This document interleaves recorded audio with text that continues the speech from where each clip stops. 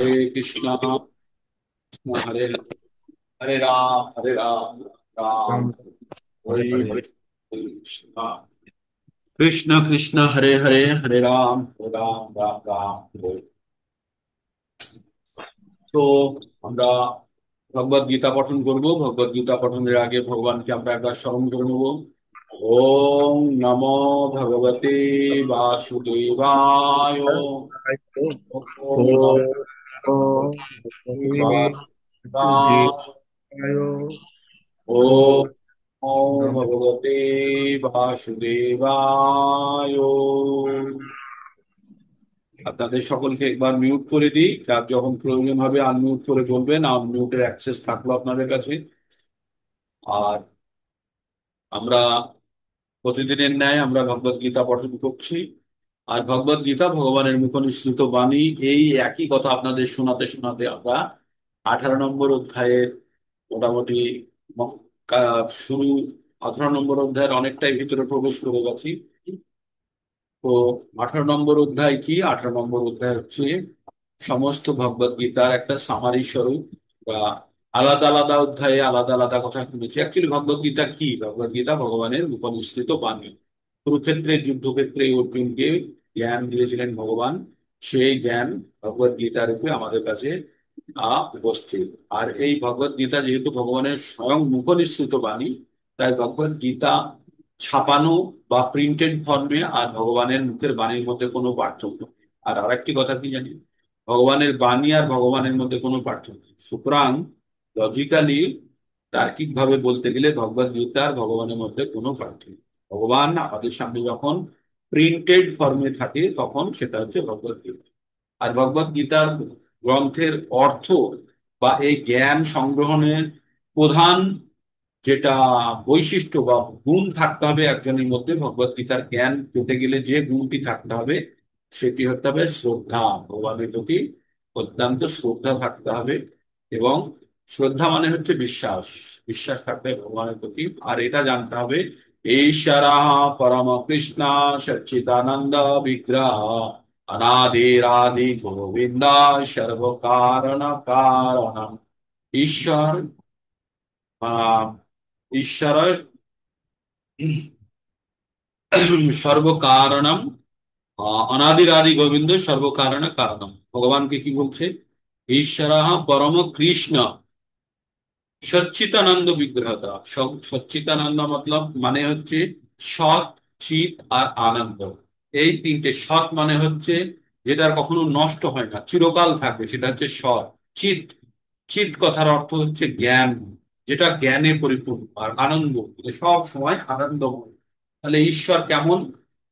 সর্বদা, সর্বদা মানে চিরন্তন, তার কোনো বিনাশ নেই। সে অনাদি, আদি মানে কোনো জিনিস শুরু হওয়ার জন্য আদি বলি তো, তারও আগে থেকে উনি আছেন। অনাদির আদি গোবিন্দ।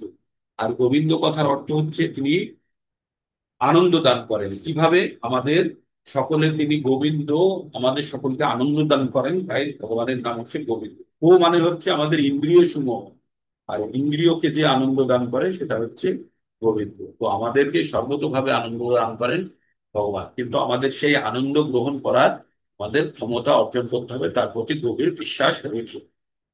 ভগবদ গীতা থেকে আমরা 5টি বিষয় সম্বন্ধে জানতে পারি। প্রথম হচ্ছে ঈশ্বর, প্রকৃতি, জীব, সময় এবং কর্ম।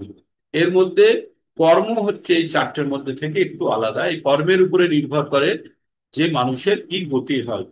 আর মানুষের এই কর্ম নির্ভর করে তার মধ্যে অবস্থিত গুণ দিয়ে। আর গুণ নির্ভর করে সে প্রকৃতি থেকে কি ধরনের আহার বা ভোজন সংগ্রহ করে, আর প্রকৃতির সঙ্গে কিভাবে সঙ্গ করে।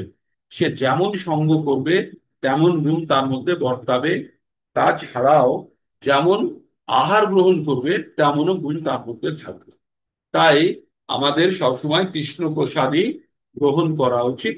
আর আমাদের সঙ্গ করতে হলে সাধু সঙ্গই করা উচিত। তো এমতো অবস্থায় যারা চলে তাদের উন্নতি অবশ্যম্ভাবী। কিন্তু যদি আহ আমি যতই চেষ্টা করি, আমার এই দুটো জায়গাকে যদি আমরা নিয়ন্ত্রণ করতে না পারি, এক হচ্ছে সাধু সঙ্গ, আর তার থেকে ইম্পর্টেন্ট হচ্ছে আমাদের আহার। এই দুটো জায়গাকে যদি আমরা নিয়ন্ত্রণ করতে না পারি, তাহলে কিন্তু ভগবত ভক্তির পথে অগ্রগতি খুব কষ্টময় হবে। কষ্টময় হবে মানে সেই গ্রুপ আমরা যদি পাবো না, কি নাম, আমরা ডেভেলপমেন্ট পাবো না, বা আমাদের মনে হবে যে উন্নতি হচ্ছে না। তার কারণ, মুখ্য কারণ হচ্ছে আমাদের আহার। সেই আহারের গুণ আমাদের মধ্যে প্রবেশ করছে, করে আমাদেরকে সেই কর্মে উদ্দীপিত করছে। যেমন আমরা একটা শ্লোকে পড়েছিলাম, প্রকৃতি ক্রিয়া মানানি, মানে প্রকৃতি সবকিছু করে, প্রকৃতি ক্রিয়া মানানি গুণে কর্মাণি সর্বস্ব, সবকিছু গুণ দ্বারা নিয়ন্ত্রিত হয়। অহংকার ও বিমূঢ় আত্মা, যারা অহংকারী, যাদের মনের মধ্যে যারা বুদ্ধি নেই, তারা ভাবে আমি করেছি, আমি করছি, কিন্তু আমি কিচ্ছু করিনি। সমস্ত কিছু চালিত হচ্ছে প্রকৃতির গুণ দ্বারা। আর প্রকৃতির গুণ কিভাবে আসছে? কোন কুকুরটি শক্তিশালী হবে? যে কুকুরটিকে আমরা সুন্দরভাবে লালন পালন করব, সুন্দরভাবে খাদ্য দেবো। তো আমাদের উপরে নির্ভর করছে আমাদের মধ্যে কোন গুণের প্রভাবটা বাড়বে। ঠিক তো আমরা এইভাবে আমরা বিভিন্ন অধ্যায়ে বিভিন্ন জ্ঞানের কথা পেয়েছি। 1 থেকে 6 পর্যন্ত কর্মযোগের মাধ্যমে আমরা জেনেছি, বিভিন্ন যোগের কথা জেনেছি, বিভিন্ন গুণের কথা জেনেছি, এবং তার মধ্যে শ্রেষ্ঠ কি ভগবান তাও বলে দিয়েছে অর্জুনকে। বলেছে, অর্জুন তুমি যোগী হও, যোগী। 6 নম্বর অধ্যায় শেষে অর্জুনকে বললেন যোগী হও। তো যোগী মানে তিনি ভক্তি যোগীর কথা উল্লেখ করেছেন। তারপরে তিনি বলেছেন যে আহ তারপরে তিনি বলেছেন যে ভক্তি যোগের পদ্ধতিতে কি কি তার নিজের মহিমা সম্বন্ধে বলেছেন, কি কি করতে হবে একজন ভক্তকে, সে কথা বলেছেন। ভক্তর গতি কি হয়, কিভাবে হয়, সমস্ত কিছু 7 থেকে 12 নম্বরে খুব সুন্দরভাবে ভগবান নিজের বিভূতি সম্বন্ধেও বলেছেন, তিনি বিভূতি দেখানোর চেষ্টাও করেছেন। এইভাবে ভক্তি যোগের অধ্যায় শেষ হয়েছে। 12 নম্বর অধ্যায়ে গিয়ে তার মধ্যে ভক্তি যোগের মধ্যে তিনি এই কথাও বলেছেন, বলছে মাইয়ে বৌমন অধস্য মই বুদ্ধি নিবেশয় নিবাসয় শস্য মামেব অথ ঊর্ধ্বং না সংশয়। বলছে তুমি আমাকে মন চিত্ত লাগিয়ে তুমি সম্পূর্ণ কাজ মানে সম্পন্ন করো, তাতে যে তুমি আমার কাছে বাস করবে তাতে কোনো সন্দেহ নেই। আর তারপরে তিনি বললেন, যদি সেটা না করতে পারো তাহলে তুমি ভক্তির অনুশীলন করো, যেটা আমরা এখন করছি, ভক্তির অনুশীলন করছি, অনুশীলন করো। যদি তাও না করতে পারো তাহলে তুমি আমার জন্য কর্ম করো। আর তাও যদি না করতে পারো তাহলে তুমি কি করবে? তুমি কর্মফল ত্যাগ করে তুমি কর্ম করো। আর শেষে যদি সেটাও না পারো তাহলে জ্ঞানের অনুশীলন করো। তার মানে জ্ঞানের জায়গাটা কত নিচে, বুঝতে পারলেন? সবকিছু শেষে জ্ঞানের পর। তার মানে জ্ঞান দিয়ে আমাদের ভগবত ভক্তির পাওয়া যাবে না। জ্ঞান দিয়ে কি হবে? আমাদের ভক্তিটাকে আরো শক্তি করার জন্য, শক্ত করার জন্য আমরা জ্ঞানকে ব্যবহার করব। নাকি আমি ভগবান সম্বন্ধে জ্ঞান পেয়ে গেছি বলে আমি ভক্তি, আমি উদ্ধার হয়ে গেলাম, না। জ্ঞান ভগবানের তত্ত্ব, তত্ত্বগত ভাবে যদি কেউ জানতে পারে, জন্ম কর্ম চমে দিব্যম এবং যে ব্যক্তির তত্ত্বভাবে জানতে গেলে সেটাকে উপলব্ধি করবে। কোনো জিনিসকে তত্ত্বভাবে জানতে গেলে যতক্ষণ তার প্র্যাকটিক্যাল অ্যাপ্লিকেশন, মানে যেটাকে উপলব্ধি করতে পারবে, তখনই সেটা হচ্ছে তত্ত্বভাবে, তখন সে জন্ম মৃত্যুর চক্র থেকে বেরিয়ে যাবে। তো তাছাড়াও ভগবান বলেছে জ্ঞানীরা তার কাছে শ্রেষ্ঠ, কারণ সবকিছু জেনেই সে ভগবানের ভক্তিতে এসেছে বলে জ্ঞানী। কিন্তু আমাদের ওখানে সীমিত থাকলে হবে না। তাই ভগবান বলেছে যে আমাদের 3টে গুণের খুব প্রভাব, আমাদের যত কিছু কাজ যত কিছু করি এই 3টে গুণের দ্বারা খুব আমরা প্রভাবিত। আমাদের ইন্দ্রিয় সমূহ এই 3টে গুণের দ্বারাই প্রভাবিত। তাই আমাদেরকে কি করতে হবে? আমাদেরকে আমাদেরকে গুণ প্রথমে ঠিক করতে হবে। গুণ কি কি? সত, রজ আর তম, আমরা বিস্তারিত পড়েছি আর 14 নম্বর অধ্যায়ে, আর তার গুণের প্রভাবগুলো আমরা পড়েছি। তারপরে আমরা এই গুণকে কিভাবে আমরা নিয়ন্ত্রণ করব, এই গুণকে নিয়ন্ত্রণ করার জন্য আমাদের সম্পূর্ণরূপে প্রকৃতি থেকে যে উদ্ভূত আমরা আহার পাই, সেই আহারটি মূল ভূমিকা নেয়।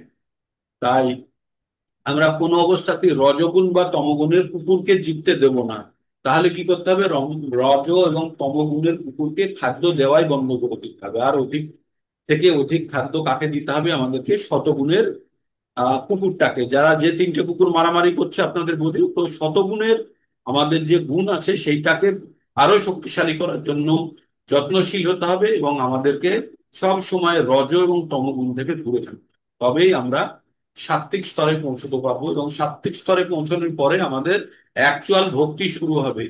যারা এতদিন পর্যন্ত ভক্তির জন্য চেষ্টা করছেন, কিন্তু যারা তাদের জীবকে সম্বরণ করতে পারেননি, যারা তাদের মনকে নিয়ন্ত্রণ করতে পারেননি, তাদের কিন্তু তাদের কিন্তু ভক্তি যোগে এখনো শুরু হয়নি। তারা চেষ্টা করছেন ঠিক আছে, কিন্তু তাদের ভক্তি শুরু হয়নি। তাদের শুরু হয়নি যারা এখনো শতগুণ স্তরে উন্নীত হতে পারেনি। শতগুণ স্তরে উন্নীত না হতে পারলে ভক্তি যোগে যাওয়া যাচ্ছে না। তার আগে আপনি যতই চেষ্টা করুন, আর ট্যাক্সি অটো ধরে এয়ারপোর্টের জন্য যান, এয়ারপোর্টের ভিতরে যতক্ষণ না প্রবেশ করছেন ততক্ষণ পর্যন্ত প্লেনে চড়া যাবে না। তো তেমনই আমাদের ভক্তি যোগ, যতক্ষণ না পর্যন্ত কেউ শতগুণে উন্নীত হচ্ছে ততক্ষণ পর্যন্ত সে ভক্তি যোগের মধ্যে প্রবেশ করতে পারবে না। সে অনেক চেষ্টা করছে, চেষ্টার জন্য ভগবান তাকে অনেক সাধুবাদ জানাবে, চেষ্টার ফল পাবে। কিন্তু এই শতগুণে উন্নীত হতেই হবে যেভাবেই হোক, আর সেটার প্রচেষ্টা আমাদের আগে করতে হবে। ঠিক। তো আমরা এই জ্ঞানের পর্বে আমরা কি শুনলাম? আমরা ছটা প্রশ্ন 13 নম্বরে শুনলাম, অর্জুন জিজ্ঞেস করলো। তারপরে শত রজতম আমরা পড়লাম। এতে কিসে 14 নম্বরে খুব বিস্তারিত আলোচনা শুনলাম। আর কি শুনলাম? আমরা 15 নম্বরে উত্তম পুরুষ সম্বন্ধে শুনলাম। পরম পুরুষোত্তম যোগে আমরা উক্ত অশ্বত্থ বৃক্ষ সম্বন্ধে জানলাম। আমরা কিভাবে মোহের মধ্যে আটকে আছি, তাই বিরক্তির অস্ত্র দ্বারা সেই গাছকে ছেদন না করলে আমরা কখনো ওই গাছের আকর্ষণ থেকে বেরোতে পারবো না। বেরিয়ে আমাদের কি করতে হবে? এমন একটা জায়গা খুঁজতে হবে যেখানে গেলে আর ফিরে আসতে হবে না। তাই ভগবান ধামের কথা বললেন ভগবান। তারপরে ভগবান আরো বললেন যে কিভাবে তিনি বেদের কে রচনা করেছে, বেদ থেকে কি জানা যায়। আর ভগবান তাদের স্মৃতি বিস্মৃতি দেয়। 3 ধরনের পুরুষ হয়: উত্তম পুরুষ, ক্ষর, অক্ষর আর উত্তম। তো ক্ষর মানে যারা ক্ষয় হয়ে যায়, যেমন আমরা পৃথিবীতে আমাদের শরীরটা ক্ষয় হয়ে যাবে। অক্ষর মানে যাদের কাছে আছে স্পিরিচুয়াল বডি, মানে আধ্যাত্মিক শরীর যাদের কাছে আছে, যারা ভগবান ধামে আছে। আর সর্বোত্তম পুরুষ হচ্ছে শ্রী পরম পুরুষ শ্রী কৃষ্ণ ভগবান। তো ভগবান আমাদের কাছে সব থেকে উত্তম। তো সেই জন্য 3টে পুরুষের কথা বলা হলো। আর কি বলা হলো? আমরা 17 নম্বরে 3টে গুণের প্রভাব শুনতে শুরু করলাম। 3টে গুণ কি কি? আমাদের প্রথম শত, রজ এবং তম 3টে গুণের প্রভাব আমরা কোথায় দেখতে পেলাম? আমরা দেখতে পেলাম যে একজন ব্যক্তির মধ্যে এই 3টে গুণের প্রভাব কিভাবে পড়ে। তো 16 নম্বরে ভগবান শেষ করেছিলেন এই বলে, যারা শাস্ত্র বিধান না মেনে, যারা যাগ যজ্ঞ বা আহ, বাকি কাজ কর্ম ইচ্ছে মতো করে, তারা সিদ্ধিও পায় না, তাদের সুখও পায় না। তাই অর্জুন ভগবানকে 17 নম্বরে জিজ্ঞেস করেছিলেন যে যারা ভগবানের পুজো অর্চনা করে, কিন্তু শ্রদ্ধার সঙ্গে করে, কিন্তু শাস্ত্রের বিধান না মেনে, তাদের কি হয়? তখন ভগবান বলেছিলেন যে কোনো আমাদের যজ্ঞ, দান, তপস্যা, আহার এবং ত্যাগ, আমরা কি করলাম? যজ্ঞ, দান, তপস্যা, আহার এবং শ্রদ্ধা। প্রথমে হচ্ছে শ্রদ্ধা, তারপরে আহার এবং যজ্ঞ, দান, তপস্যা, এই 5টির বিষয়ে, ত্যাগের ব্যাপারে এই 5টির বিষয়ে তিনি বললেন যে এগুলো 3টে গুণ দ্বারা প্রভাবিত। 18 নম্বর অধ্যায়ে গিয়ে তিনি আবার সেইটাকেই কন্টিনিউ করতে শুরু করলেন। অর্জুন 18 নম্বরে প্রথমে জিজ্ঞেস করলেন ভগবান, ত্যাগী আর সন্ন্যাসীর মধ্যে পার্থক্য কি? তো ভগবান বললেন, ত্যাগী যারা, যারা কর্মের ফল ত্যাগ করেছে, আর সন্ন্যাসী যারা, যারা কর্মই ত্যাগ করেছে। তাই এই কর্ম বলতে মোটামুটি আমরা নৈমিত্তিক কর্মের কথা বলছি। কালকে মনমোহন প্রভু জিজ্ঞেস করছিলেন না যে আহ সন্ন্যাসীরা কর্ম ত্যাগ করতে পারে কিনা। তো নৈমিত্তিক কর্ম আর নিত্য কর্ম আমাদের দুটো হয়। নৈমিত্তিক কর্মের দ্বারা আমরা জীবন ধারণ করি, আর নিত্য কর্ম ভগবানের উদ্দেশ্যে কৃত কর্ম। ঠিক আছে? তো নিত্য কর্ম ভগবানের উদ্দেশ্যে কৃত কর্ম, সেগুলো আমাদের নৈমিত্তিক কর্মের মধ্যে পড়ে না। সন্ন্যাসীরা নিত্য কর্ম, নৈমিত্তিক কর্ম থেকে তারা বিরত। তো সেটা সেই জন্য তাদের যজ্ঞ করা বা ভগবানের উদ্দেশ্যে তারা যে অর্পণ করছে সেগুলো সব নিত্যকর্ম, ভগবানের সেবা করা নিত্যকর্ম, নৈমিত্তিক কর্ম। তো এইভাবে এবার ভগবান বলতে শুরু করলেন যে এইবার ত্যাগ, ত্যাগ কত প্রকারের হয়? ভগবান বললেন 3 প্রকারের ত্যাগ হয়। তারপরে ভগবান ত্যাগের পরে ভগবান যেটা বললেন সেটা হচ্ছে, আমরা কি করলাম? আমরা করলাম জ্ঞান কর্তা পর্যন্ত তো চলে এসেছিলাম, কিন্তু আমরা তার আগে 3 ধরনের ত্যাগের কথা বললাম: রাজসিক ত্যাগ, আর আমাদের হলো তমগুণের ত্যাগ আর শতগুণের ত্যাগ, তিন ধরনের আমরা আহ, ত্যাগের কথা বললাম। তো ত্যাগগুলো, এই ত্যাগগুলো পর্যন্ত তো বোঝা গেছে। তারপরে প্রভু কালকে বলেছিল যে তিনটে আমরা বুঝতে পারিনি, সেইটা সেই শ্লোকগুলো থেকে আমরা যাবো। মানে আজকে শুরু হওয়ার কথা কত থেকে বলুন তারপরে। 17 পর্যন্ত হয়েছে প্রভু কালকে। কত? 17 পর্যন্ত, 17। 17। 18 থেকে হবে, আজকে 18 থেকে। 18 থেকে স্টার্ট হবে। তো প্রভুজি হ্যাঁ। আমাকে কালকে তিনটে পিছন দিক থেকে বলতে বলেছিলেন। আপনি রেকর্ডিং শুনেছেন কিনা জানি না, রেকর্ডিং যদি শুনে থাকেন আপনি বুঝতে পারবেন। তো এখানে বলছে যে যে কোনো কাজ করতে গেলে পাঁচটি বিষয়ের উপরে কাজ নির্ভর করে। যে কোনো কাজ করতে গেলে পাঁচটি বিষয়ের উপরে নির্ভর করে। পাঁচটি বিষয় কি? একজন হচ্ছে কর্তা, মানে আমি, মানে আমরা সকলেই কর্তা। দুই নম্বর হচ্ছে অধিষ্ঠান, মানে যেখানে এই কাজটি করা হবে সেটি হচ্ছে আমাদের শরীর। আর তিন নম্বর হচ্ছে কাজটি কে করবে, আমাদের ইন্দ্রিয় সমূহ কাজ করে, আমাদের ইন্দ্রিয় সমূহ, হাত পা নাক মুখ, এরা কাজ করে। আর কে কাজ করে? এই কাজগুলো করার জন্য একটা প্রচেষ্টা লাগে, একটা চেষ্টা লাগে। তাহলে এই চারটে জিনিস আমার সঙ্গে যুক্ত। তাহলে আমার কি দরকার? আমি হতে হবে, আমার শরীরের উপরে কাজটি হচ্ছে, আর আমার ইন্দ্রিয় সমূহ কাজ করছে, আর আমার চেষ্টা থাকতে হবে। এই চারটে হলো। আর এর উপরে কি থাকছে? ভগবানের নির্দেশ বা ভগবানের ভ্যালুয়েশন। ভগবান শেষে কি দিচ্ছে সেটার উপরে সম্পূর্ণ ফল নির্ভর করছে। তার মানে আমার চেষ্টা, আমার করণীয়, আমার শরীর, আমি নিজে কর্তা সবকিছু ছাড়াও এর ফল নির্ভর করছে কি? ঈশ্বরও এর সঙ্গে যুক্ত আছে। তাই আমি যতভাবেই চেষ্টা করে যত সুন্দরী কাজটা করি না কেন, যতক্ষণ না পর্যন্ত ঈশ্বরের স্যাংশন বা ঈশ্বরের অংশটি আমরা কাউন্ট করব, ততক্ষণ পর্যন্ত আমরা কিন্তু বলতে পারবো না যে কিভাবে সম্ভব হয়েছে। হরে কৃষ্ণ, হরে কৃষ্ণ। মাতাজি কিছু বলছেন? শিবপ্রসাদ মাতাজি।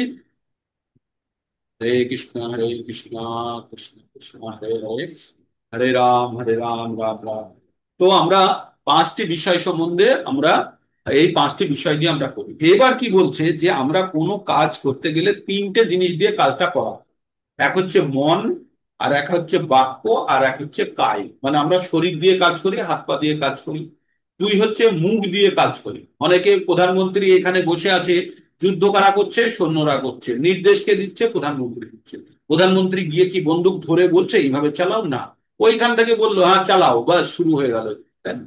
তো তিনি বাক্যের দ্বারা তার বা নির্দেশ দিচ্ছেন। তো কাজ বিভিন্ন ভাবে হতে পারে, বাক্য দ্বারা হতে পারে, মন দ্বারা হতে পারে, অথবা আমরা কায় দ্বারা মানে শরীর দ্বারা কাজটি সম্পাদন করতে পারছি। এই যে আপনাদের সঙ্গে আমি এখন কথা বলছি বা আমরা যোগাযোগ করছি, আমরা বাক্যের দ্বারা যোগাযোগ করছি, তাই না? বাক্যের দ্বারা যোগাযোগ করছি। এটা তো সামনাসামনি হলে হয়তো আরেকটু কায় কিছুটা থাকতো, কিন্তু এখানে সম্পূর্ণ বাক্যের দ্বারাই আপনাদের সঙ্গে যোগাযোগ করছি। তো বোঝা গেল তাহলে যে কোনো কাজ আমরা যখন করব তখন এই তিনটে জিনিস দিয়েই হবে, মন, কায় আর বাক্য। তাই আমরা মনে মনে যদি কারো অনিষ্ট চাই, সে অনিষ্ট, সেটা আমাদের পাপ কর্মে পরিণত হবে। এবং বাক্য দ্বারাও যদি করি সেটাও পাপ। আবার যদি এমনি কর্মে করে দেখায়, তার মানে কারোর সম্বন্ধে খারাপ ভাবনা চিন্তা মানেই চিন্তা করা পর্যন্ত এটাকে আমাদের কিন্তু অধঃপতিত করার চেষ্টা করবো। সেই জন্য কারোর সম্বন্ধে কোনো অবস্থায় আমরা খারাপ চিন্তা ভাবনা পর্যন্ত করবো না। আমরা ভাবনা চিন্তা করলে শুধু ভগবানের চিন্তাই করি। মানে আমাদের সীমাবদ্ধতা, আমাদের এই যে আমরা মন দিয়েও যদি কারোর ব্যাপারে যদি খারাপ ভাবি বা কোনো কিছু খারাপ ভাবি, তো সেটাও আমাদের খারাপ কাজে পরিণত গণ্য হবে। তেমনি মন দ্বারা যদি কারো ভালো চান, তাহলে সেটাও তেমনি ভালোভাবেই আপনার পরিগণিত হবে। তাই মনকে সবসময় পজিটিভ রাখতে হবে, আমরা কোনো নেগেটিভ জিনিস ভাববো না। ঠিক। তারপরে তারপরে বললো পাঁচটি করণ কথা বললো। আর যাদের বুদ্ধি নেই তারা এই জিনিসটা বুঝতে পারে না কোনটা, এই যে পাঁচটি জিনিস দ্বারা যে কোনো কাজ পাঁচটা বিষয়ের উপরে নির্ভর করছে: কর্তা, শরীর, তারপরে হচ্ছে ইন্দ্রিয় সমূহ, আর চেষ্টা। এই চারটে জিনিস একজনের কাছে আছে। সর্বোপরি ঈশ্বর, ঈশ্বর যে যুক্ত আছে সেই জিনিসটা হচ্ছে পঞ্চম। তো আমরা যারা মূঢ়া, যারা বোকা, বা আমরা কি ভাবি, অবজানন্তি মাম মূঢ়া মানুষিক তনুমাশ্রিতা, ওটা গেল। আর বলে কি, কর্তাহাম ইতি মান্যতে, আমরা ভাবি কি অহংকার ও বিমূঢ়াত্মা কর্তাহাম ইতি মান্যতে। যারা অহংকারী তারা ভাবে আমি কর্তা, আমি কর্তা, আমি কর্তা। আমি ছাড়াও আমার ভিতরে আর একজন অনুমোদনকারী বা কর্তা বসে আছেন, তিনি হচ্ছেন পরমেশ্বর প্রভু। জগন্নেশ্বর প্রভু ক্লিয়ার হলো। কিন্তু যারা অহংকার ভাব নেই এবং যারা কর্মফলে লিপ্ত হয় না, তারা এই সমস্ত প্রাণীকে হত্যা করে প্রকৃতপক্ষে হত্যা। কারণ অর্জুনকে এই জ্ঞান দেওয়ার উদ্দেশ্য কি ভগবানের, যে অর্জুনকে তার কর্তব্যে অবিচল রাখা। তাই মাঝে মাঝে ভগবান অর্জুনকে বলে দিচ্ছে যে তোমার কর্তব্যটা কি। তাই কর্তব্যটা হচ্ছে ও যুদ্ধ করা। আর যুদ্ধের পরিণতিটা জেনেই অর্জুন বিচলিত হয়ে পড়ছে। তাই বলছে যারা অহংকারের ভাব নেই, যাদের মধ্যে অহংকার ভাব নেই, অর্জুনের মধ্যে অহংকার তৈরি হয়েছে কি, যে আমি জ্ঞানী, আমি এদের জন্য ভাবছি কিন্তু এরা আমার জন্য ভাবছে না, এই অহংকার অর্জুনের মধ্যে তৈরি হয়েছে। যুদ্ধক্ষেত্রে গিয়েও তার মধ্যে করুণা আছে ঠিক আছে, কিন্তু তার মধ্যে অহংকার তৈরি হয়েছে কি, যে এই এতগুলো লোককে মেরে ফেলবো, আমি তাদের জন্য ভাবছি, এটা ঠিক নয়, আর ওরা কখনো ভাবছে আমাকে না একবার যুদ্ধ মানি করতে লাগাতে যেতে। প্লিজ। বোকা। 50,000 টাকা বোনের কাছ থেকে নিয়ে নিয়ে আমি বোনকে ফোন করে দেবো। আমি আরে, তো খুঁজছি আরে, মানে কি, ওখানে তো লেবু। না আরে, ফোন। হরে মিউট রাম, করে দেন তো, মিউট করুন, মিউট করুন। হরে কৃষ্ণ, হরে কৃষ্ণ, হরে কৃষ্ণ কৃষ্ণ। কৃষ্ণ হরে হরে, হরে রাম, হরে রাম, রাম রাম হরে হরে। হরে কৃষ্ণ, হরে কৃষ্ণ, কৃষ্ণ কৃষ্ণ হরে হরে, হরে রাম হরে রাম। তো যাদের বুদ্ধি নেই তারা কি ভাবে, তারা ভাবে যে আমি কর্তা, আমি কর্তা। আর তাই ভগবান বলছে যে যাদের অহংকার, অহংকারের বশে অর্জুন ভাবছিল যে এই এই ব্যক্তিগুলোকে হত্যা করলে বুঝি আমি হত্যা করছি, আমি কর্তা, কিন্তু তার সঙ্গে তো ভগবান যুক্ত আছে। তাই ভগবান বলল যারা অহংকারের ভাব নেই, যারা কর্মফলে লিপ্ত নয়, অর্জুনকে ভাবলে হবে না যে এর আউটকামটা কি, তার জন্য ভাবনার জন্য নয়। তার কাজ হচ্ছে কর্তব্য করা, তাই না? আর তার পরিশেষে কি হবে সেটা তার ভাবনার জায়গা নয়, কারণ তাকে ফলের জন্য তাকে আশা করতে হবে না। তাই ভগবান বলছে বুদ্ধি, যার বুদ্ধি কর্মফলে লিপ্ত নয়, তিনি এই সমস্ত প্রাণীকে হত্যা করা সত্ত্বেও প্রকৃতপক্ষে হত্যা করেন না, হত্যার কর্মফলে আবদ্ধ হন না। তাই অর্জুনকে এই কথাটি বললেন 17 নম্বরে। এইবার আমরা 18 নম্বর থেকে শুরু করব। 18 নম্বর থেকে কয়েকটা আমরা, এবার 18 নম্বরটা কি বলছে ভগবান বলছেন, এখনো কিন্তু ভগবান উপাচয় চলছে, এখনো অর্জুন কিছু জিজ্ঞেস করো। জ্ঞানং জ্ঞেয়ং পরিজ্ঞাতা ত্রিবিধা কর্ম চোদনা করণং কর্ম কর্তেতি ত্রিবিধি ত্রিবিধ কর্ম সংগ্রহ। কি বললো? জ্ঞানং জ্ঞেয়ং পরিজ্ঞাতা ত্রিবিধা কর্ম চোদনা করণং কর্ম কর্তেতি ত্রিবিধা কর্ম সংগ্রহ। ভগবান বললেন তিনটে জিনিস, তিনটে জিনিস জানবেন। জ্ঞান, কোনো কিছু করার জন্য যে আমরা জ্ঞান প্রস্তুত করি, জ্ঞান। জ্ঞেয়, জ্ঞেয় মানে হচ্ছে যাকে জানা যায়, ঈশ্বর। আর পরিজ্ঞাতা, এই তিনটে এই জিনিস হচ্ছে কর্মের প্রেরণা। যে পরিজ্ঞাতা মানে হচ্ছে কে, যিনি জানেন। হুম। তাহলে জ্ঞান মানে যাকে, যে জিনিসটা সম্বন্ধে আমরা জ্ঞান ওইখানে পড়েছিলাম, কতগুলো বিষয় সম্বন্ধে জ্ঞান কাকে বলে, 20টি বিষয় সম্বন্ধে আমরা বলেছিলাম, ওর বাইরে যেগুলো হচ্ছে সব অজ্ঞান। পড়েছিলাম না আমরা? 12 নম্বর অধ্যায়ে বা 13 নম্বরে আমরা পড়লাম না জ্ঞান কাকে বলে? জ্ঞান গেও 13 নম্বরে পড়েছিলাম, জ্ঞান জ্ঞান জ্ঞান। জ্ঞানের জন্য আমরা পড়লাম না এখানে? 1 মিনিট। 13 নম্বর অধ্যায়ের 12 থেকে অনেক কটা শ্লোক ছিল, তাকে জ্ঞান বললো।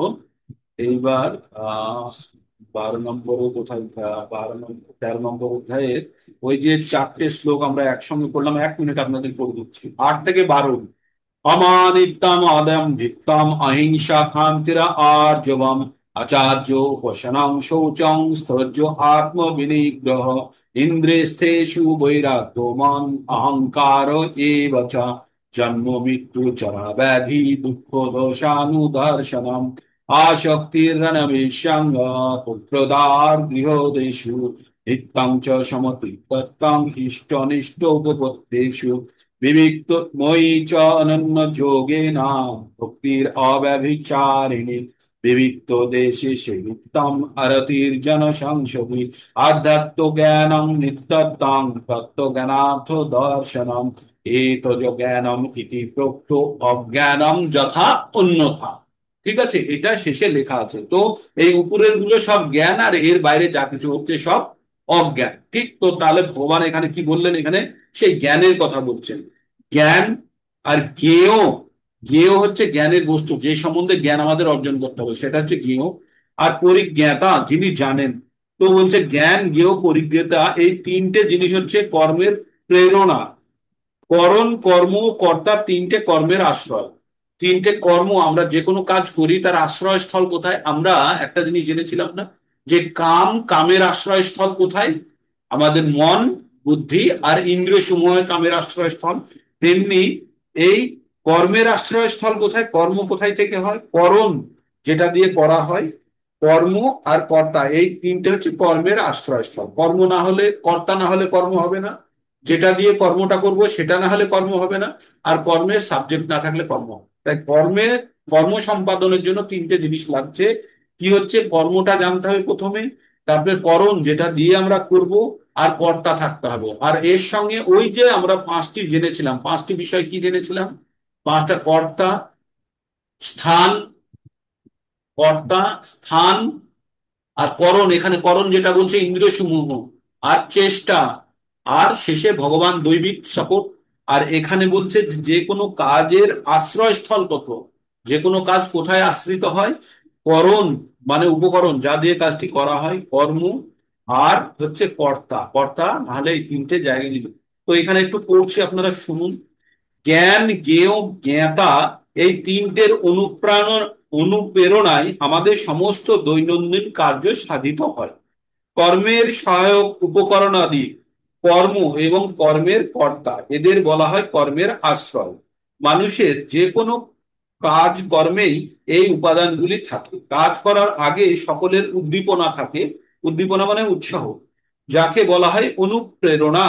কাজটি সম্পাদিত হওয়ার পূর্বে যে মীমাংসায় উপনীত হওয়া যায় তাকে কাজের সূক্ষ্ম অবস্থা বলে। সূক্ষ্ম কাজটি কি বলেছে এখানে? কাজটি সম্পাদিত হওয়ার পূর্বে, যে কোনো কাজ করার আগে আমরা মনে মনে ওই কাজটাকে করি, আমরা মনে যে প্ল্যানিং করি সেটা বলছে সূক্ষ্ম অবস্থায়। সূক্ষ্ম অবস্থায় থাকে, আমরা মন দ্বারা যে কাজটি করি সেটি সূক্ষ্ম। তার মানে যে কোনো কাজ করতে গেলে কাজটি দুবার হয়, একবার মনের দ্বারা করা আর একবার ব্যবহারিক ভাবে করা। তাই বলছে তা হচ্ছে কাজের সূক্ষ্ম অবস্থা। তারপর কাজটি প্রকৃত রূপ নেয়। প্রথমে আমাদের চিন্তা, অনুভব, ইচ্ছে, এই সমস্ত মনস্তাত্ত্বিক ক্রিয়ার মধ্য দিয়ে যেতে হয়, তাকে বলা হয় উদ্দীপনা। কর্ম করার অনুপ্রেরণা যদি শাস্ত্র বা গুরুদেবের নির্দেশ থেকে আসে তাহলে তা অভিন্ন নয়। যখন অনুপ্রেরণা রয়েছে এবং কর্তা রয়েছে এবং সমস্ত ইন্দ্রিয়ের কেন্দ্রীয় সমূহ মন ইন্দ্রিয়গুলির সাহায্যে প্রকৃত কর্ম সাধিত হয়। কোন কর্ম সমস্ত উপাদানগুলিকে বলা হয় কর্ম সংগ্রহ। তো যে কোনো কাজ করতে গেলে আমাদের মনের মধ্যে ওই কাজটিকে আগে প্রস্তুত করতে হবে। কাজটি সূক্ষ্ম রূপে আমরা একবার সাধিত করি মন দ্বারা, তারপরে ব্যবহারিক প্রয়োগের দ্বারা সেই কাজটি সম্পাদন করি। কাজটি সম্পাদন করতে গেলে কি কি লাগে? আমাদের জ্ঞান লাগে, কি করব সেই কাজটা লাগে, উপকরণ লাগে, আর কর্তা লাগে। এই জিনিসগুলো বলেছি, ঠিক। 19 নম্বর শ্লোকে চলে যাচ্ছি। 19 নম্বর, জ্ঞান, কর্তা এবং কর্ম, এই তিনটে ভাগ আছে। আমরা এতক্ষণ পর্যন্ত জ্ঞান, কর্তার, কর্ম বললাম। এবারে এটাও তিনটে ভাগে বিভক্ত। আমরা তিনটে ভাগে কিভাবে বিভক্ত করি? আমরা কি দিয়ে করি? তিনটে গুণ দ্বারা। তো তিনটে গুণ দ্বারা প্রভাবিত কর্তা তিন রকমের, তিনটে কাজ তিন রকমের, এবং জ্ঞান তিন রকমের। তাহলে আমরা কি কি পড়বো এবার? তিন রকমের জ্ঞান, তিন রকমের কর্তা, তিন রকমের কর্ম, ঠিক। তো এখানে 19 নম্বর শ্লোকে কি বলছে? জ্ঞানং কর্ম চ কর্তা চ ত্রিবিধ গুণ ভেদত পশ্চাৎ গুণ সংখ্যানি যথা যথাবৎ শুনতন্নাপি। ভগবান কি বললেন? বললেন জ্ঞানং কর্তা চ, জ্ঞানং কর্ম চ কর্তা চ ত্রিবিধৈ গুণ ভেদত পচ্যতে গুণ সংখ্যানি যথাবৎ শুনো তন্নাপি তন্নাপি। তো ভগবান কি বললেন? প্রকৃতির তিনটে গুণ অনুসারে জ্ঞান, কর্ম এবং কর্তা তিন প্রকার বলে কথিত আছে। সেই সমস্ত আমার থেকে যথারূপে শুনো, শ্রবণ করো, ঠিক আছে। এবার জ্ঞান সম্বন্ধে বলছে। তিন ধরনের জ্ঞান। শতগুণের জ্ঞান কাকে বলছি আমরা এবার শুনো। সর্বভূতেষু জনৈকম ভাবম, সর্ব সর্বভূতেষু জনৈকম ভাবম অব্যয়ম ঈক্ষতে অবিভক্তম বিভক্তেষু তজ্জ্ঞানং বিদ্ধি সাত্বিকম। ভগবান কি বললেন? সর্বভূতেষু যে নৈকম ভাবম, ভাবম অব্যয়ম ईक्षते अभिव्यक्तं विभक्तेषु तज्ज्ञानं বিদ্ধি সাত্বিকম। বললেন যে জ্ঞানের দ্বারা সমস্ত প্রাণীকে এক অবিভক্ত চিন্ময় ভাব দর্শন হয়, পরস্পর ভিন্ন হলেও চিন্ময় সত্তার জীবেরা ওই একই রকম দর্শন করে, তাকে সাত্বিক জ্ঞান। যে জ্ঞানের দ্বারা প্রত্যেককে আত্মা রূপে দেখি আমরা, সেটা হচ্ছে সাত্বিক জ্ঞান। বাস এই পর্যন্ত থেমে যান। যে জ্ঞানের দ্বারা প্রত্যেকটা জীবকে আমরা আত্মা রূপে দেখি, সেটি হচ্ছে সাত্বিক জ্ঞান। ঠিক। এবার শরীরটা বিনাশশীল হলেও আমরা শরীর দিয়ে আমরা কাউকে চিনবো না, আমরা আত্মা রূপে যখন দেখবো তখন সেই জ্ঞানকে বলা হচ্ছে সাত্বিক জ্ঞান। মানে যারা সাত্বিক স্তরে উপনীত হয়েছে তারা প্রত্যেককে একই রকম দেখবে। তাই আমরা পড়েছিলাম 5-18 মনে আছে, বিদ্যা বিনয়ে সম্পন্নে ব্রাহ্মণে গভী হস্তিনী স্ত্রী চৈব সপাকে চ পণ্ডিতঃ সহ দর্শিনাম। পণ্ডিত সকলকে একই দেখেন কেন? কারণ প্রত্যেককে আত্মা দেখেন এবং তার পাশে পরমাত্মা বসে আছে বলে সে সকলকে আত্মা পরমাত্মার স্থান হিসাবে দেখে, তাই না? তো তেমনি যখন তার সাত্বিক জ্ঞানের, কারোর মধ্যে সাত্বিক জ্ঞান উদ্ভূত হবে কখন? যখন সে প্রত্যেককে আত্মা স্বরূপ দেখবে, শরীর দিয়ে দেখবে না। ঠিক। এতটুকু বোঝা গেল? তারপরে ভগবান বলছেন পৃথকে তেন তু যজ জ্ঞানাং নানা ভাবেন পৃথক বিধান বেত্তু সর্বেষু ভূতেষু তজ্জ্ঞানাং বিধিরাজসম। ভগবান কি বললেন? যে জ্ঞানের দ্বারা প্রাণীকেও ভিন্ন ভিন্ন ধরনের সত্তায় অবস্থিত বলে পৃথক ভাবে দর্শন করে, তাকে রাজসিক। যে বাইরের শরীর দেখে যে বিচার করে, সেটা হচ্ছে রাজসিক জ্ঞান। হয়ে গেল। তার মানে আমরা দুটো জিনিস বুঝে গেলাম। সাত্বিক জ্ঞান মানে যে আত্মার ভিত্তিতে সকলকে বিচার করছে, সেটা হচ্ছে সাত্বিক জ্ঞান। আর রাজসিক জ্ঞান কি? যখন আমরা বাইরের শরীরটা দেখে, স্থূল শরীর দেখে আমরা যখন বিচার করছি, সেটা হচ্ছে রাজসিক জ্ঞান।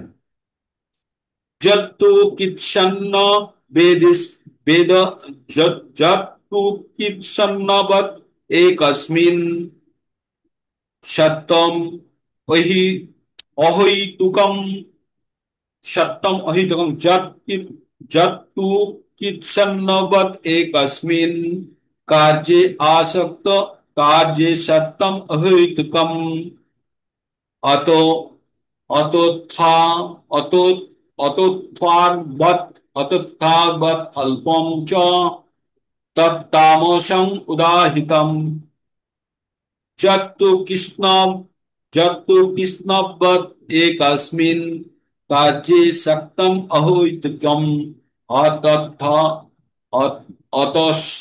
অতসত্থবৎ অল্পম চ তত্তামস উদাহিতম। তো ভগবান কি বললেন? যে জ্ঞানের দ্বারা প্রকৃত তথ্য অবগত হয় না, একটি বিশেষ কার্য পরিপূর্ণের ন্যায় আসক্তির উদয় হয়, সেই তুচ্ছ জ্ঞানকে তামসিক জ্ঞান বলা হয়। প্রথমে আমরা কি জানলাম?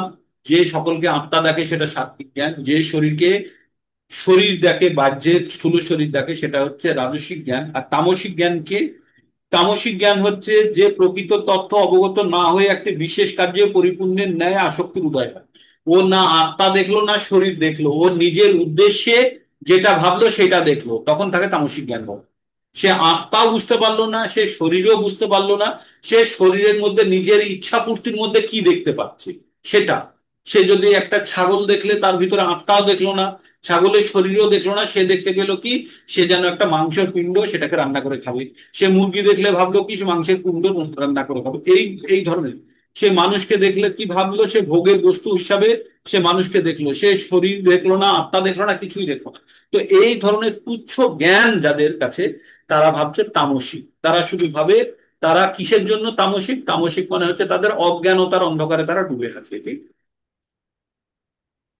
তারপরে কি হচ্ছে? এবার আমরা পড়বো কর্ম। কর্ম 3 প্রকারের কর্ম। কর্ম শুরু করি, তারপরে দেখা যাক।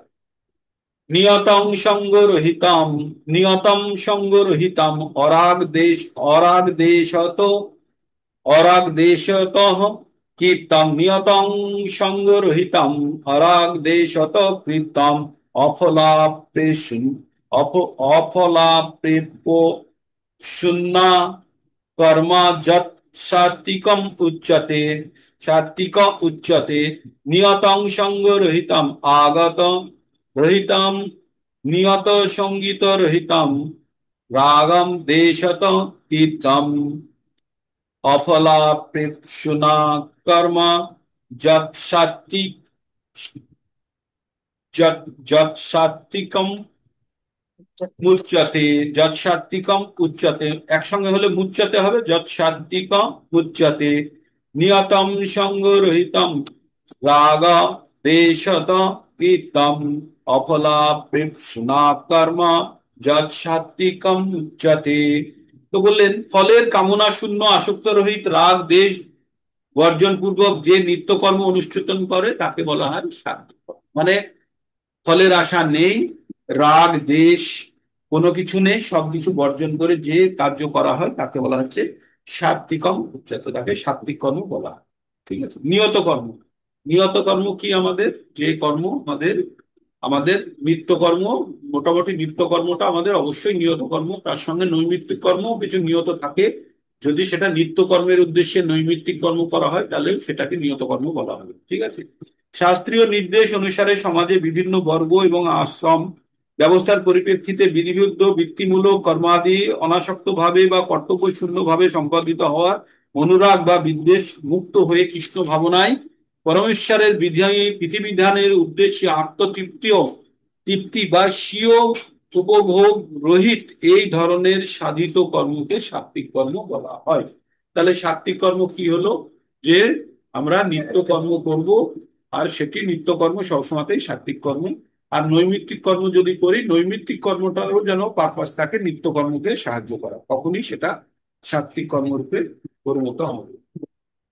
তারপরে আরেকটা পড়ে নিই, যত্তু কর্ম প্রেপসুনা, যত্তু কর্ম কর্মী সুনা, কর্ম সং কর্ম সংঘারে সংসারেণ কর্ম সংস্কারেণ বা পুনঃ ক্রিয়তে বহুলায়াং সং তদ্রাজম উদাহিতম যৎকর্ম প্রে যৎকামেপ্সু যৎকামেপ্সুনা কর্ম যৎকামেপ্সুনা কর্ম কর্ম সাংকারেণ বা পুনঃ ক্রিয়তে বহুলায়াং আশাং তদ্রাজস উদাহিতম। কিন্তু যে ফলের আকাঙ্ক্ষা যুক্ত এবং অহংকার যুক্ত হয়ে বহু কষ্টসাধ্য করে কর্মের অনুষ্ঠান করে সেটি রাজসিক কর্ম। রাজসিক কর্ম করতে গেলে কিন্তু অনেক কষ্ট সাধ্য করতে হয়, কষ্ট করতে হয়। তাই বলছে যে ফলের সঙ্গে যুক্ত যে কোনো কাজ যখন আমরা ফলের সঙ্গে যুক্ত হয়ে গেলাম তখন সেটাকে রাজসিক কর্ম বললো। আর সেটা অহংকারের সঙ্গে যে কোনো কাজ করে এবং কষ্টসাধ্য, কষ্টও করেছে, বললো না আমি অনেক কষ্ট করে এই করেছি আমি কেন দেবো, এটা হচ্ছে রাজসিক অ্যাটিটিউড। তাই বলছে সেই ধরনের কার্যকে বলা হয় রাজসিক কর্ম। তারপরে কি বলছে? আর তামসিক কর্মটা কি? অনুবন্ধং ক্ষয়ং হিংসা, অনুবন্ধম ক্ষয়ং হিংসাম অনাপেক্ষ চ পৌরুষম মোহ মোহত আরো ভক্তি কর্ম যত্তামসং উচ্যতে। অনুবন্ধং ক্ষয়ং হিংসাম অনাপেক্ষ চ পৌরুষম মোহ আরভতে কর্ম যত্তামসং উচ্যতে। বলছে ভবিষ্যতের বন্ধন, ধর্ম, জ্ঞানাদি ক্ষয়, হিংসা এবং নিজের সামর্থ্যের পরিণতির কথা বিবেচনা না করে মোহবশত যে কর্ম অনুষ্ঠিত হয় তাকে তামসিক কর্ম বলে। মানে নিকৃষ্ট শ্রেণীর কাজ, যেটা বলছে ভবিষ্যতের বন্ধন, ধর্ম, জ্ঞানাদির ক্ষয় এবং হিংসা এবং নিজের সামর্থ্য মানে নিজের ক্ষমতা জানি না, হিংসা হচ্ছে কিনা জানি না, জ্ঞান নষ্ট হচ্ছে কিনা জানি না, ধর্ম সম্বন্ধে জানে না, এবং ভবিষ্যতে যে আটকা পড়বে কি পাপ পুণ্য হবে তাও জানে না। এইসব না জেনে মোহবশত যে কাজ করা হয় তাকে বলা হয় তামসিক। তাহলে আমাদের এই পর্যন্তই থাক, তামসিক পর্যন্ত। আপনারা পারলে মোটামুটি এইগুলো, এই যে সৎ উপায়ে ঠিক কাজ করলে সকলকে আত্মা ভেবে যখন আমরা কাজ করছি তাহলে সেটা হচ্ছে শতগুণের এবং শতগুণের জ্ঞান।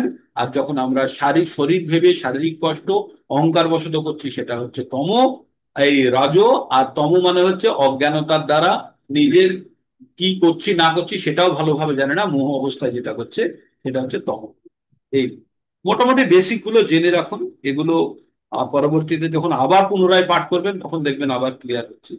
তারপরে এবার আমরা কর্তা সম্বন্ধে পড়বো পরবর্তীতে। এরকম চলতে থাকবে আপনাদের 39 নম্বর পর্যন্ত। আমরা ধৈর্য পড়বো, আমরা সুখ পড়বো, আমরা বুদ্ধি পড়বো। এখনো 4টে জিনিস বাকি আছে: কর্তা, ধৈর্য, সুখ আর বুদ্ধি। এই 4টে 3-এর গুণ করে পড়ে নেব।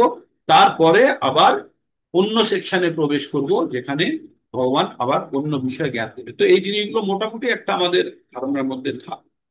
ঠিক আছে? তো এই থাকলো আজকের প্রোগ্রাম। ক্যামেরা অন করতে পারলে ক্যামেরা অন করে নিন। 27-28 জন হিট হচ্ছে, ঠিক আছে, গুড। 27-28 জন হচ্ছে। আমরা চাই সংখ্যাটা আর একটু বাড়ুক। আর আপনাদের প্রত্যেককে দায়িত্ব নিতে হবে এই ভগবত জ্ঞান সকলের কাছে পৌঁছানো। কালকে একটা দারুণ সেশন ছিল আমাদের ওই ভাগবতমের। কালকে সন্ধ্যেবেলাতে যারা, মাতাজি নেই, মাতাজি তো চলে গেছে, মাতাজি ছিল। তো কালকে সন্ধ্যাবেলার যে প্রোগ্রামটা ছিল ওই 16 নম্বর অধ্যায়ের প্রথম থেকেই পুরো বিস্তারিত ছিল। সুন্দর। রেকর্ডিংটা নেই, থাকলে শোনাতাম আপনাদের। তো আপনারা ক্যামেরা অন করুন, যে যে পারবেন ক্যামেরা অন করুন। হরে কৃষ্ণ কৃষ্ণ কৃষ্ণ হরে হরে, হরে রাম রাম রাম রাম। আমাদের যেদিন জন্মাষ্টমীর দিন আমরা একটা স্পেশাল সেশন করব, ঠিক আছে? ভগবানের সম্বন্ধে আমরা একটা বিশেষ অনুষ্ঠান করব। অনুষ্ঠানটা একটু লম্বা হতে পারে বা একটু আগে থেকেই হতে পারে। আপনারা মোটামুটি একটু তৈরি হয়ে থাকবেন জন্মাষ্টমীর দিন। হুম। সেদিন সেদিন বাড়িতে পুজো আছে, তো একটু তাড়াতাড়ি করতে হবে। কটা থেকে পুজো? কটাতেই? হ্যাঁ, কটা থেকে পুজোর পুজো হবে? গোছানো থাকে তো। এই তো পুজো তো পুজো রাত্রিরে হবে। তো রাত্রে হবে। তো সকালের প্রোগ্রাম আমরা হ্যাঁ, যেমন সকালে ঠিক যেমন আছে, কানেক্ট করছি, সেইখানে একটু আগে পিছে 10-15 মিনিট আগে পিছে করে নেবো। ঠিক আছে। যে যার পুজো করতে যাব তাকে সম্বন্ধে তো একটু ভালোভাবে জানি, হ্যাঁ, সেই দিন একটু আলোচনা করবো। বলুন মাতাজি, বলুন। বলছিলাম প্রভু, হরে কৃষ্ণ। হরে কৃষ্ণ মাতাজি, বলুন। বলছি দর্শন আরতিটা একদিন আমাকে একটু মানে এই গ্রুপে হোক গাড়িতে হোক একটু বিস্তারিত ভাবে একটু বলে দেবেন, মানে ভালোভাবে উচ্চারণ করে পারছি না। দর্শন আরতির কোনগুলো? হ্যাঁ, কোন কোন? মানে আরতি, দর্শন আরতির যে গানটা আছে না, হ্যাঁ, আচ্ছা, ওইটা একটু ঠিক। ঠিক আছে, গ্রুপে আমি একবার সবাইকে এই জিনিসটা অবগত করাবো। ধীরে ধীরে সবাই অগ্রগতি করুক। ঠিক মানে আছে আচ্ছা দর্শন প্রভু, আরতিটা মানে ভালো হরে করে কৃষ্ণ। গাইতে পারছি না। বলুন প্রভু, বলুন। হরে কৃষ্ণ প্রভু। হরে কৃষ্ণ প্রভু, দণ্ডবত প্রণাম, বলুন। ধন্যবাদ প্রভু। প্রভু, বিকেলে যে প্রোগ্রাম হলো ওগুলো কি করে জানবো? জানতে পারি না তো। বিকেলেরটা? হ্যাঁ, আমি অ্যাটেন্ড করতে চাই সব প্রোগ্রামগুলোতে। আচ্ছা, সন্ধ্যেবেলায় 7:30 থেকে হয়, 7টা 25 থেকে এই লিঙ্কে। ওটা এই ভাগবত। লিঙ্কে হয়? এই লিঙ্কে হয় ভাগবতমের পরে, কিন্তু বেসটা থাকে ভাগবত গীতা। ভাগবত গীতা থেকে নিয়ে ভাগবতমের প্রয়োগটা থাকে। কালকেটা খুব তো ভালো এই ছিল। লিঙ্কে এই লিঙ্কে ঠিক আছে, এ করলে পাবো? হ্যাঁ, এই লিঙ্কে সন্ধ্যে 7:30 থেকে 8:30 পর্যন্ত হয় প্রতিদিন। এই আচ্ছা। আর লিঙ্কেই পাবেন, এই আচ্ছা, এই শনিবার লিঙ্কটা অযোধ্যা হিন্দিতে হয়। অযোধ্যা অন্য থেকে পাওয়া লিঙ্কের যাবে তো? প্রয়োজন নেই, এতেই পাবেন। ও প্রোগ্রামটা হিন্দিতে হয়। ঠিক আছে। ঠিক আছে স্যার, হিন্দিটা কোনো সমস্যা না।